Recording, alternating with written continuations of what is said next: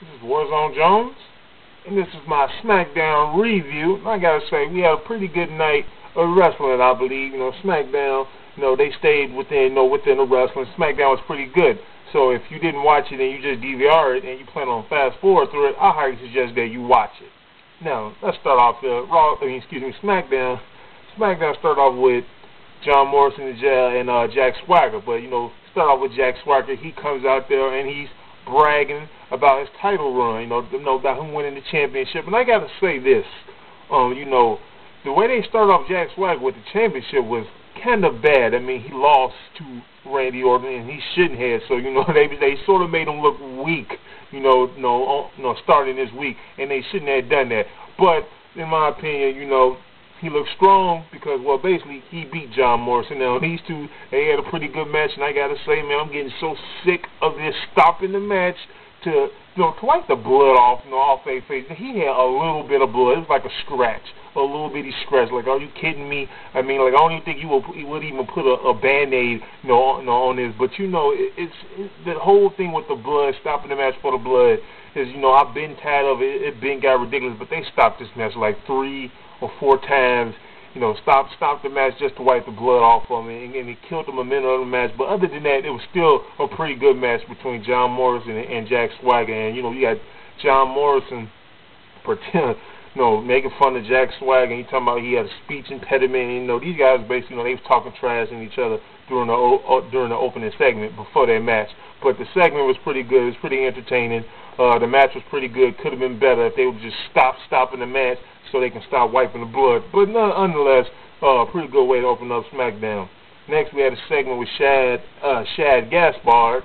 And I got to say, I'm so glad that Crime Time is broken up. I am so glad we had the implosion of Crime Time, because I'm just sick of it. They were over, but they weren't going to do nothing with them. But anyways, you had a pretty good promo about Shad. So like, Shad he's getting a bit of a push. So I'm interested in what Shad is going to do. I'm even interested in what JTG is going to do. But the segment was pretty good. He basically was talking about how basically I guess he was saying that Shad was holding him back. That having JTG as his tag team partner was holding him back. But nonetheless, it was a pretty good segment. He showed what had happened last week, the betrayal, of Crime Time, the implosion of Crime Time. But shortly after, JTG comes out. He comes out there and, well, he got his ass whipped. So JTG came out, he got his ass whipped. And, it was a pretty good segment. So, you're going to get a little feud between these two. I don't think this might just end up in at the Extreme Rules pay-per-view. We'll see. Probably won't. They probably won't take it that far, but it'll probably just be on, on SmackDown, just be on TV. But it was a pretty good segment nonetheless. But moving on. A match between Drew McIntyre versus Matt Hardy was the next match. It was a pretty good match, but here's the thing. Matt Hardy lost. Matt Hardy's just been looking weak. He's been looking stupid. Matt Hardy isn't doing nothing. Nothing. And, he's Matt Hardy. He got all this history and all these classic matches, particularly ladder matches in the WWE, and he's been way pushed. They pushing Drew McIntyre over this guy, and this guy isn't better than Matt Hardy. Nor is he as popular, but it was still a good match. These guys had a good match nonetheless, but Matt Hardy lost. He got his ass whooped. I at least thought that Matt Hardy should at least won. And I don't know if you're going to get a feud between these guys, some type of angle. But Matt Hardy should have won this match, or at least by DQ or something. He should have won this match, in my opinion. But moving on, the next segment was CM Punk versus Darren Young. Now, Darren Young, this basically was them trying to get Darren Young officially in the Straight Edge Society, and they was going to shave his head. And, these guys, they did their thing. The Straight Edge Society is, I'm enjoying this angle. I like this group.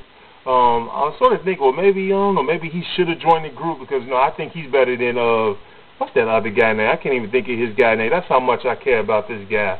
Luke Gallows. I sort of think that you need another guy, at least one more guy, maybe to take his place, or at least just one more guy in the group.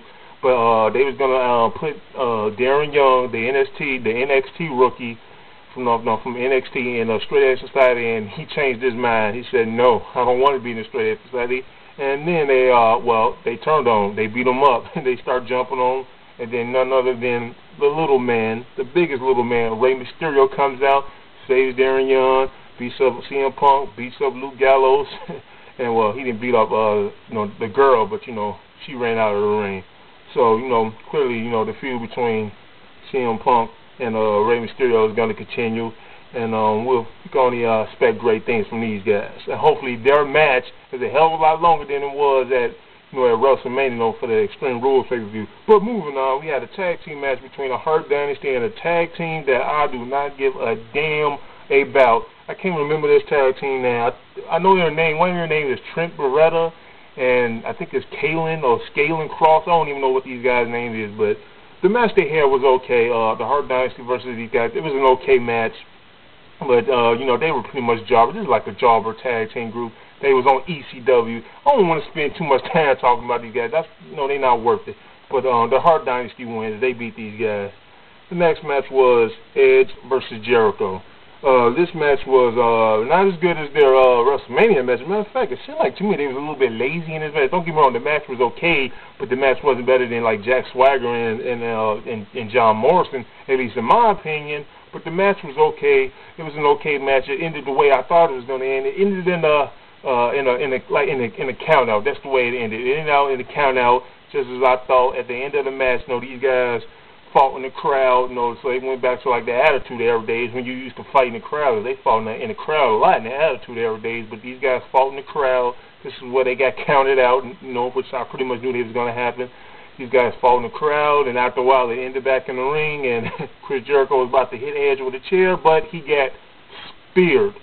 He got speared, and Edge pretty much, he speared him. It ended, that's how Smackdown ended, ended with Edge spearing him, and, he floundering to the fans. But, Smackdown was a pretty good show, in my opinion. This week's Smackdown was pretty good action, pretty good saving. You had pretty much non-stop action. You had a couple of interactions with Jericho and Jack Swagger, talking trash to each other. Even, you had Jack Swagger even talking trash to Edge before these guys had their matches.